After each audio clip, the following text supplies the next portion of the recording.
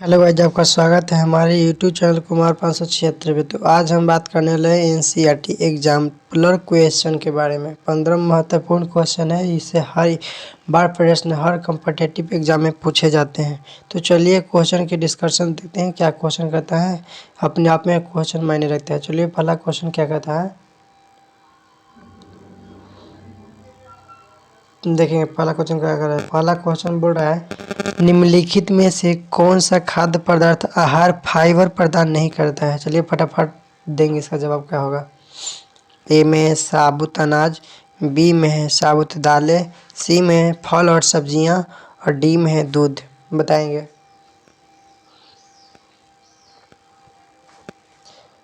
तो इसका सही आंसर क्या हो जाएगी, दूध हो जाएगी। इसका सही आंसर दूध हो जाएगी। हम जानते हैं कि फाइबर साबुत और अनाज, साबुत दालें और फल और सब्जियां से प्राप्त होती है।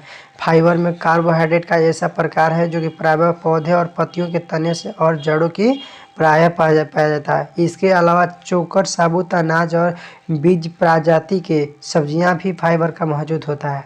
तो चलिए अगला प्रश्न देखते हैं। अगला प्रश्न क्या कहता है, अगला प्रश्न देखिए। अगला प्रश्न क्या कहता है देखेंगे। बोर्ड है, निम्नलिखित में से प्रोटीन कौन सा स्रोत अन्न से भिन्न है। बताइए प्रोटीन का कौन सा स्रोत है जो अन्न से भिन्न है। चार ऑप्शन है, चार में से बताना है। पहले में मटन, बी में है चना, सी में है सोयाबीन, डी में है पनीर। बताएंगे। चलिए तो इसका सही जवाब हो जाएगा पनीर।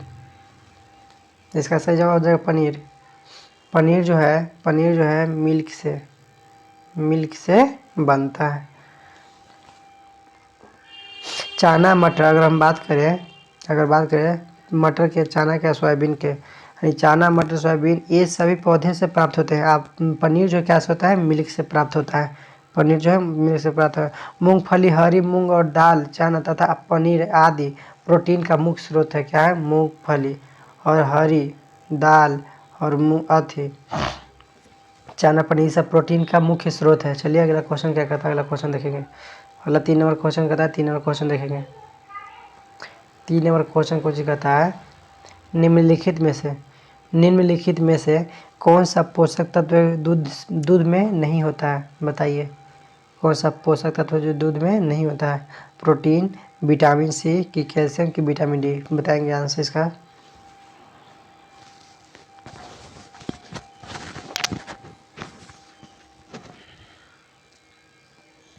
बताएंगे फटाफट आंसर इसका क्या होगा। तो इसका सही जवाब हो जाएगा विटामिन सी। दूध में कहा गया दूध दूध दूध इसका सही जवाब तीसरा का क्या होगा। प्रोटीन का कुछ बोल रहा है, पोषक दूध में नहीं पाया जाता है। विटामिन सी जो है नहीं पाया जाता है। हम जानते हैं विटामिन सी संतरा, नींबू और तथा खट्टे फलों से पाया जाता है, खट्टे फलों में पाया जाता है। और विटामिन सी का रासायनिक नाम होता है एस्कोबॉर्बिक अम्ल। एस्कोबॉर्बिक अम्ल होता है इसका रासायनिक नाम। और विटामिन डी की बात करें तो विटामिन डी सूर्य के प्रकाश की अधिकतम मात्रा लेने से होता है। और विटामिन डी का रासायनिक नाम होता है कैल्सीफेरॉल है इसका, विटामिन डी का। चलिए अगला क्वेश्चन क्या कहता है, अगला क्वेश्चन देखेंगे। 4 नंबर क्वेश्चन कहता है, 4 नंबर क्वेश्चन है कि केंद्रीय जल एवं विद्युत स्रोत का कहाँ स्थित है। केंद्रीय जल एवं विद्युत स्रोत कहाँ स्थित है। बताइए। ए में है खड़गवासला में, बी में है सेलूरू में, सी में है जामनगर में और डी में है श्रीशैलम में। बताएंगे इसका। तो इसका सही जवाब हो जाएगा खड़गवासला में। खड़गवासला में क्या हो जाएगा, खड़गवासला में।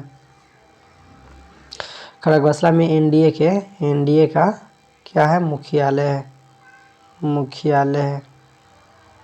कहाँ, खड़गवासला में एनडीए का मुख्यालय है। चलिए अगला प्रश्न बताएंगे। 4 नंबर प्रश्न क्या कहता है, 4 नंबर प्रश्न कहता है कि 1857 के क्रांति में निम्नलिखित में से किसी एक मित्र द्वारा धोखा मिला, ब्रिटिश द्वारा पकड़ा गया और मारा गया था। बताइए, 1857 की क्रांति की बात कर रहा है, मॉडर्न हिस्ट्री के क्वेश्चन है, बताएंगे।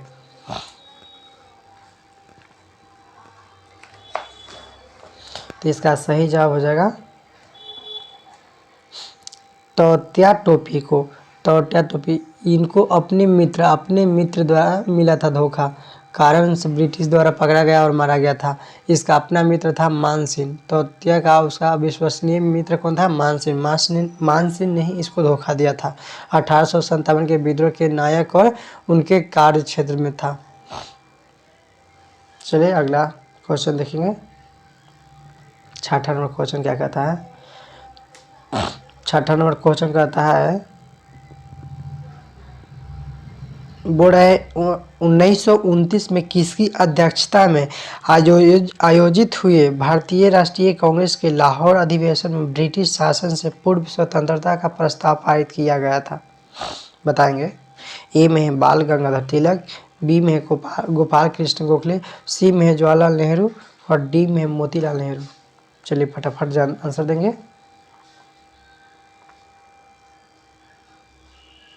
तो इसका सही आंसर हो जाएगा सी में जवाहरलाल नेहरू। हम जानते हैं कि जवाहरलाल नेहरू की अध्यक्षता 1929 ईस्वी में लाहौर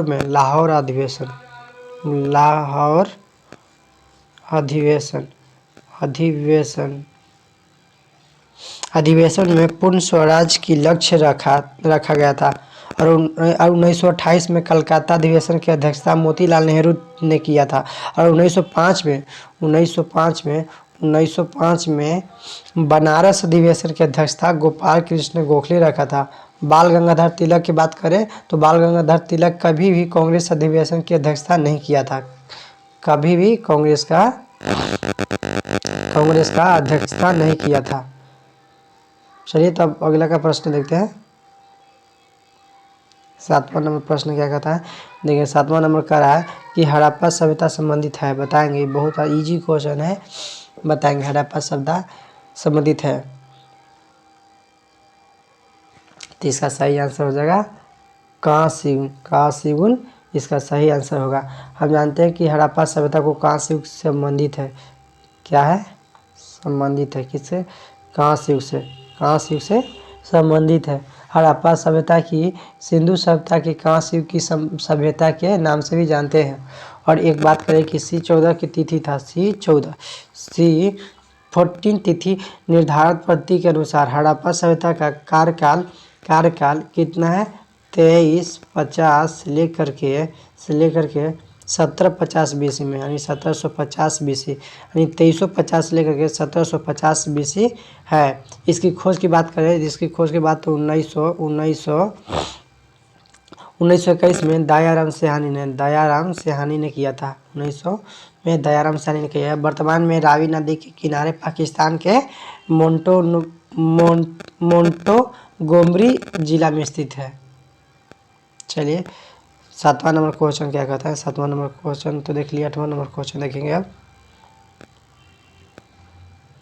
8वां नंबर क्वेश्चन कहता है कि चीनी यात्री हेंगसोंग ने भारत का भ्रमण किया था, किसके शासनकाल में किया था? अशोक के शासनकाल में, कि चंद्रगुप्त मौर्य के शासनकाल में, कि हर्षवर्धन के शासनकाल में, कि चंद्रगुप्त मौर्य द्वितीय के शासनकाल में? बताएंगे, फटाफट आंसर इसका देंगे। तो इसका सही आंसर हो जाएगा हर्षवर्धन के शासनकाल में। चीनी यात्री हेंगसोंग हर्षवर्धन के शासनकाल में भारत का भ्रमण किया था। भारत का भ्रमण किया था। अगर बात करें चीनी यात्री हेंगसोंग के बारे में तो 629 के AD में भारत यात्रा पर आया था। वे लगभग 15 वर्ष तक कितने वर्ष तक?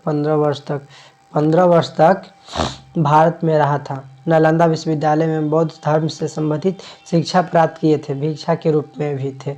इसका यात्रा वृत्तांत CU की थी, वर्णित है। बिंदुसार के दरबार में टोप्यूनियसियम आया था। चलिए अगले का प्रश्न देखते हैं। अगला प्रश्न क्या है? 9 नंबर क्वेश्चन देखेंगे। 9 नंबर क्वेश्चन क्या कहता है, संपूर्ण क्रांति का हयान था। बताइए, अगले क्वेश्चन आ गया, संपूर्ण क्रांति का हयान था। तो इसका सही आंसर हो जाएगा जयप्रकाश नारायण के द्वारा।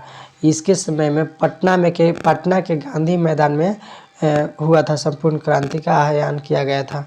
चलिए अगला क्वेश्चन देखेंगे। 10 नंबर क्वेश्चन देखेंगे, क्या कहता है, कलहन द्वारा रचयिता राजतरंगिणी का वर्णन है। किसके बारे में वर्णन है? चंद्रगुप्त मौर्य के बारे में है कि कश्मीर का इतिहास के बारे में, संगीतों के समूह के बारे में, किन में से कोई भी नहीं? बताएंगे तो बहुत अच्छा क्वेश्चन है, पूछा गया क्वेश्चन है, SSCGD में पूछा गया क्वेश्चन है। तो हम बात करेंगे, इसका सही आंसर हो जाएगा कश्मीर के इतिहास के बारे में चर्चा किया गया है कलहन में। 11 नंबर क्वेश्चन क्या कहता है? 11 नंबर क्वेश्चन कहता है बादल है। बताइए, बादल है,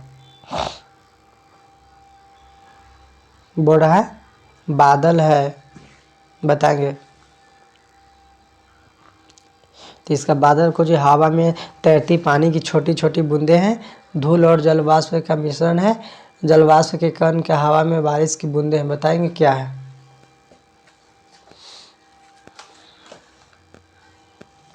इसकी सही आंसर हो जाएगी हवा में तैरती पानी की छोटी छोटी बूंदें, यानी ए नंबर में हो जाएगा इसका सही जवाब, हवा में तैरती हुई छोटी छोटी पानी की बूंदें। वायुमंडल में मौजूद जलवाष्प के संघनन के तने के जलकरण या हिमकणों का दृश्य राशि की बदलाव कहलाती है। बादल तब बनते हैं जब हवा का कोई क्षेत्र ठंडे होकर आप भाप बनकर द्रव के में बादल ले लेता है, यानी भाप बनकर द्रव के रूप में बादल में ले लेते हैं। चलिए अगला क्वेश्चन देखेंगे। 12 नंबर क्वेश्चन देखेंगे। ऋणात्मक कार्य के प्रकाश बल और विस्थापन होती, तो आप जानते होंगे कि जैसे मान लिया कि एक हॉरिजॉन्टल रेखा लिखी, जानते हैं इतना कितना होता है, 180 डिग्री होता है। तो मान लेते इधर ऐसे वो पीछता, आप जानते हो कि ये फेस डॉट बराबर cos थीटा होता है। इसको सोल्यूशन करना पड़ेगा, तो cos थीटा था cos 45, cos 90 degree, cos 90 degree का मान होता है 0 डिग्री, यानी इसका सही आंसर हो जाएगा ए। चलिए अगले का प्रश्न देखते हैं। 13 में नंबर क्या कहता है, भारत में श्वेत क्रांति का जनक माने जाते हैं किसको? बताएंगे। भारत में श्वेत क्रांति का जनक माने जाते हैं डॉक्टर बी कुरियन के, कि श्री एस राव के, श्री एस के भारद्वाज के, कि श्री मोरारजी देसाई के?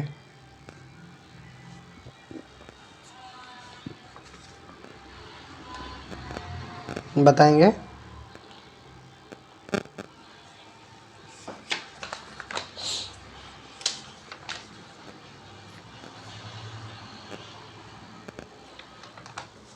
इसका सही जवाब क्या होगा? बताएंगे। कौन बार भारत के श्वेत क्रांति का जनक माने जाते हैं?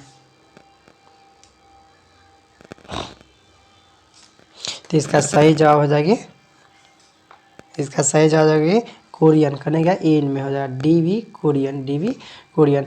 हम जानते हैं कि डॉक्टर डी.वी. कुरियन भारत में श्वेत क्रांति के जनक माने जाते हैं। भारत में इन्होंने श्वेत क्रांति का दुग्ध उत्पाद में सर्वेक्षण तरक्की करवाया था। इन्हें मिल्क मैन ऑफ इंडिया के नाम से जानते हैं। कोची मिल्क,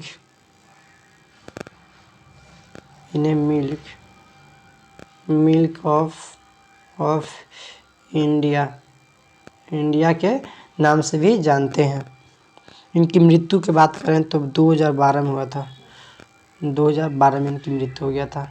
चलिए 14 नंबर क्वेश्चन क्या कहता है और लास्ट 15 नंबर क्वेश्चन क्या कहता है देखेंगे। 14 नंबर के क्वेश्चन पहले देखेंगे। भारतीय राष्ट्रीय गान पहली बार गाया गया कब गाया गया था?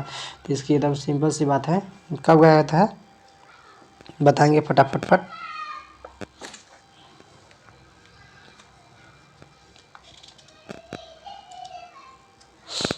1911 में, बी आंसर हो जाएगा। 1911 में भारतीय राष्ट्रीय गान पहली बार गाया गया था।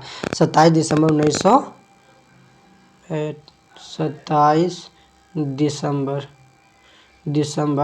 1911 को, 1911 के कलकत्ता अधिवेशन में पहली बार भारत राष्ट्रगान गाया था कहाँ? कलकत्ता। कलकत्ता अधिवेशन में पहली बार गाया गया था राष्ट्रगान जन गण मन। इस अधिवेशन की अध्यक्षता पंडित वीनास नारायण धर थे। चलिए लास्ट क्वेश्चन क्या कहता है, लास्ट क्वेश्चन देखिए 15 नंबर क्वेश्चन है कि राजा राम मोहन राय संस्थापक थे, बताइए। आर्य समाज से, ब्राह्मण समाज से, रामकृष्ण मिशन की प्रार्थना समाज से। चलिए एकदम लास्ट क्वेश्चन, कहा जाता है अंत भला तो सब भला। चलिए इसका जवाब देंगे तो इसका सही जवाब हो जाएगी ब्रह्म समाज से। चलिए थैंक यू वेरी मच। अब हम नेक्स्ट वीडियो में बात करते हैं इसी नॉलेजेबल ऑब्जेक्टिव को जानने के लिए। अब हमारे पेज को फॉलो करें। जय हिंद, थैंक यू।